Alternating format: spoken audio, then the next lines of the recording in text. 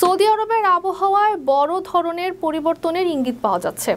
আগামী কয়েকদিন দেশটির আকাশে শক্তিশালী উচ্চচাপ বায়ুমণ্ডল সক্রিয় থাকবে, যার প্রভাবে দেশ জুড়ে অতিরিক্ত তাপমাত্রা বৃদ্ধি পাবে।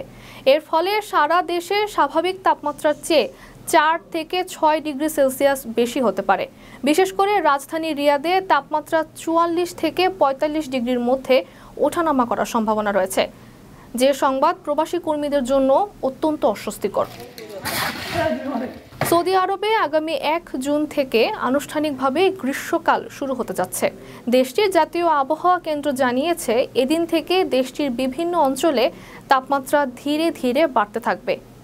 এনএমসির মুখপাত্র হুসেইন আল কাহতানির বরাতে সৌদি গ্যাজেটের প্রতিবেদনে জানানো হয়, বৃহস্পতিবার রিয়াদে সর্বোচ্চ তাপমাত্রা রেকর্ড করা হয়েছে 45 ডিগ্রি সেলসিয়াস।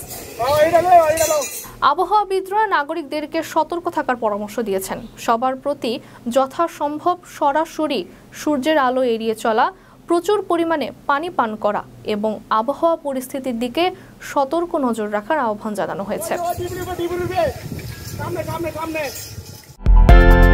বিদেশ থেকে প্রিয়জনকে উপহার পাঠান প্রবাসী শপের মাধ্যমে। যোগাযোগ করুন স্ক্রিনে দেওয়া নম্বরে।